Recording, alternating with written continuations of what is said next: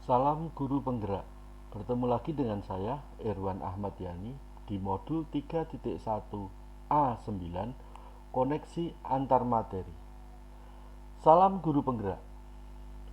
Bagaimana pandangan Ki Hajar Dewantara dengan filosofi Pratap Triloka yang memiliki pengaruh terhadap bagaimana sebuah pengambilan keputusan sebagai seorang pemimpin pembelajaran diambil? Ing ngarsa Sung Tulodo, ing Madya Mangunkarso dan Tutwuri Handayani, yang saya yakin kita semua familiar dengan semboyan tersebut. Kita mengenalnya dengan istilah Pratap Triloka, sebuah konsep pendidikan yang digagas oleh Suwardi Suryaningrat atau populer dengan sebutan Ki Hajar Dewantara. Beliau merupakan pendiri organisasi pergerakan nasional Indonesia, yaitu Taman Siswa. Pratap Triloka tersebut memiliki makna dari depan memberi teladan, dari tengah membangun kemauan, dan dari belakang memberikan dukungan.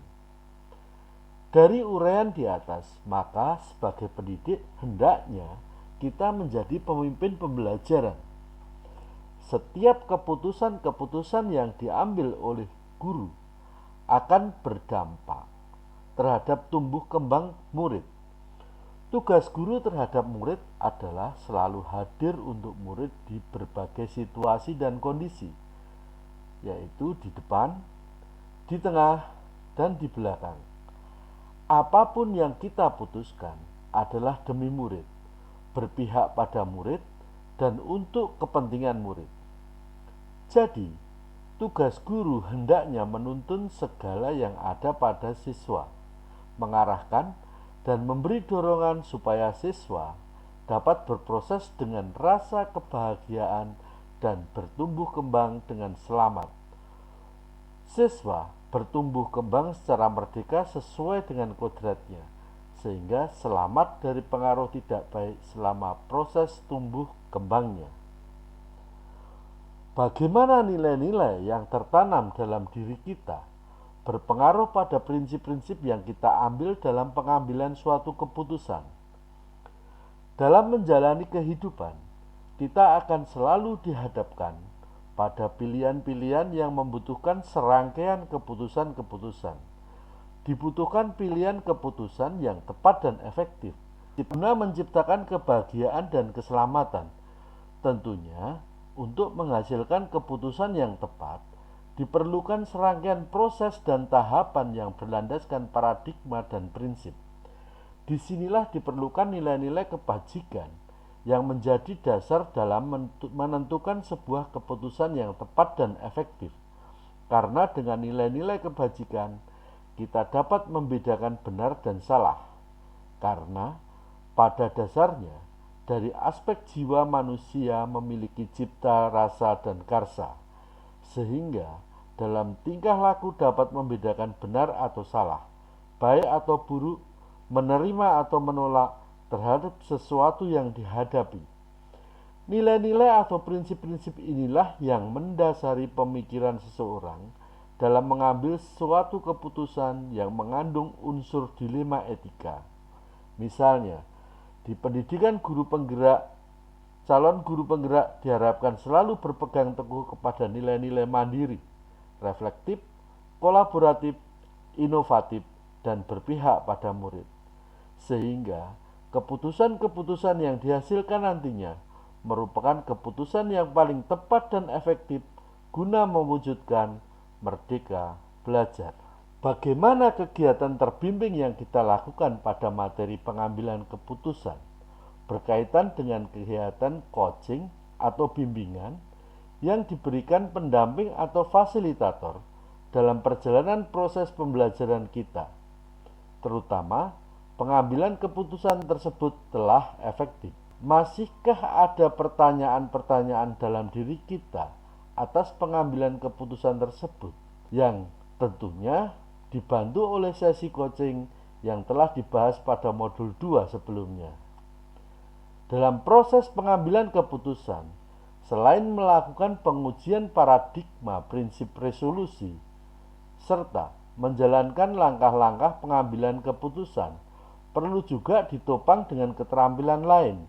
Keterampilan yang dipelajari pada modul-modul sebelumnya akan sangat membantu. Salah satunya keterampilan coaching. Dengan teknik coaching, seorang guru akan menjadi coach bagi dirinya sendiri dengan mengajukan pertanyaan-pertanyaan untuk memprediksi hasil dan melihat berbagai opsi solusi, sehingga dapat mengambil keputusan dengan tepat. Pertanyaan-pertanyaan dalam diri kita atas pengambilan keputusan tersebut akan muncul dan akan bisa kita jawab melalui refleksi atau umpan balik. Semakin tepat dalam mengambil keputusan, maka pertanyaan-pertanyaan tersebut akan mendapatkan jawaban positif. Bagaimana kemampuan guru dalam mengelola dan menyadari aspek sosial emosionalnya akan berpengaruh terhadap pengambilan keputusan. Selain keterampilan coaching, untuk mengambil keputusan yang bertanggung jawab, diperlukan kompetensi kesadaran diri atau self-awareness, pengelolaan diri atau self-management, kesadaran sosial atau social awareness, dan keterampilan berhubungan sosial atau relationship skill. Proses pengambilan keputusan seharusnya juga dilakukan dengan penuh kesadaran penuh atau mindfulness, dengan berbagai pilihan dan konsekuensi yang ada. Hal-hal tersebut telah didapatkan di modul 2.2 tentang pembelajaran sosial emosional, sehingga pada prosesnya membantu saya memperkaya pertimbangan dan dasar pengambilan keputusan. Dengan demikian, keputusan yang diambil diharapkan merupakan keputusan terbaik yang bisa diambil. Proses pengambilan keputusan membutuhkan keberanian dan kepercayaan diri untuk menghadapi konsekuensi atau resiko dari keputusan yang diambil, karena pada hakikatnya akan sangat sulit mengambil keputusan yang bisa memuaskan semua pihak. Setelah keputusan diambil, saya bisa melihat kembali keputusan tersebut dan melakukan refleksi. Apakah keputusan tersebut sudah berlandaskan pada nilai-nilai kebajikan universal? Apakah keputusan yang diambil dapat dipertanggungjawabkan? Apakah keputusan yang saya ambil sudah berpihak pada murid? Dan apa dampak positif dan negatif dari keputusan yang saya ambil? Dan seterusnya. Bagaimana pembahasan studi kasus yang fokus pada masalah moral atau etika? Kembali pada nilai-nilai yang dianut oleh seorang pendidik.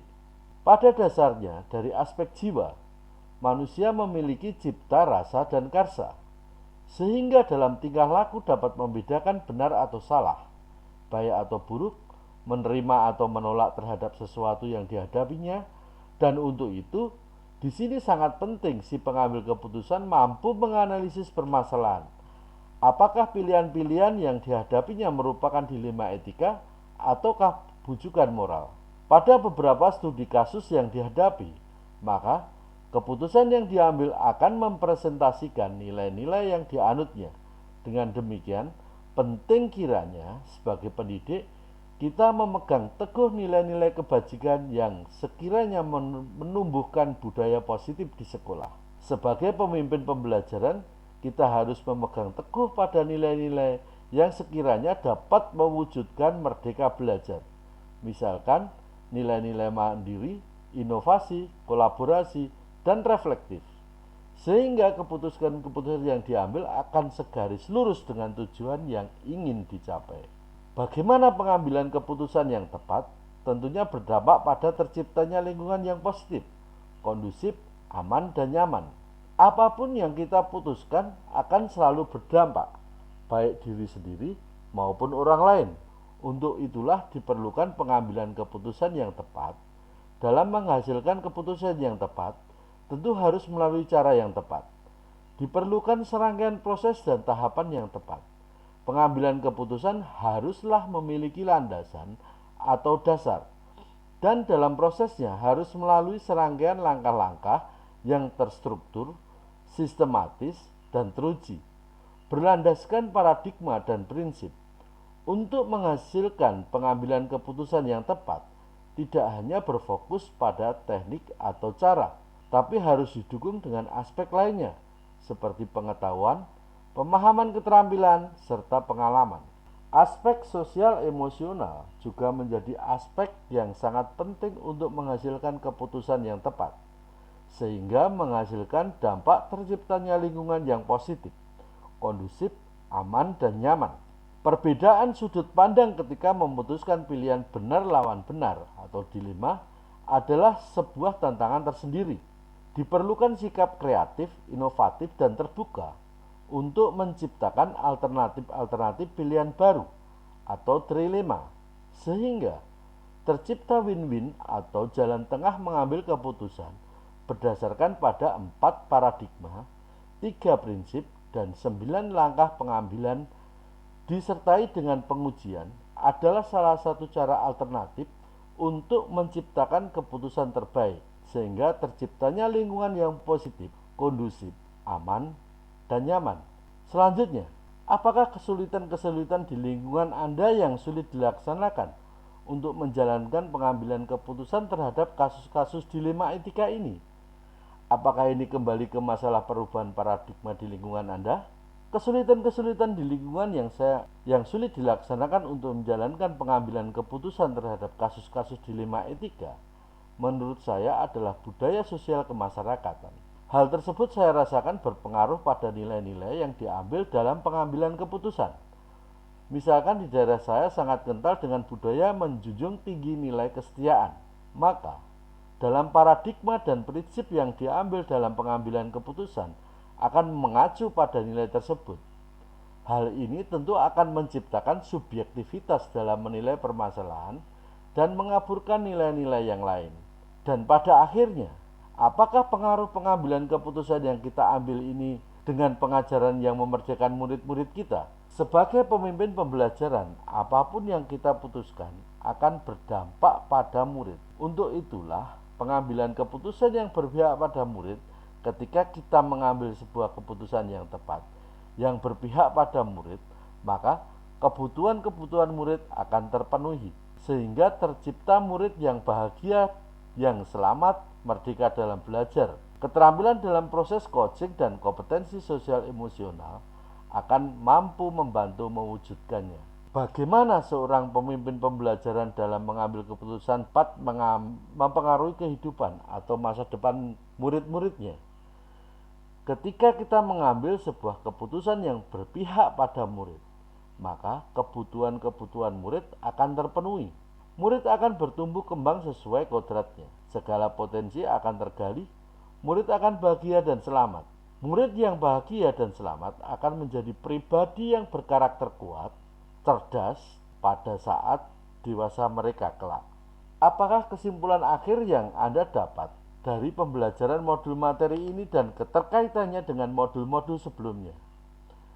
Kesimpulan akhir yang saya tarik dari pembelajaran modul 3.1, pengambil keputusan sebagai pemimpin pembelajaran, yang terkait dengan modul-modul yang telah dipelajari sebelumnya, adalah bahwa filosofi pendidikan Ki Hajar Dewantara tentang merdeka belajar perlu ditopang oleh berbagai aspek. Dalam melaksanakan proses pendidikan, guru haruslah berperan sebagai pemimpin pembelajaran. Setiap keputusan-keputusan yang diambil guru senantiasa dalam rangka memahami dan menuntun murid untuk memenuhi kebutuhannya dalam belajar.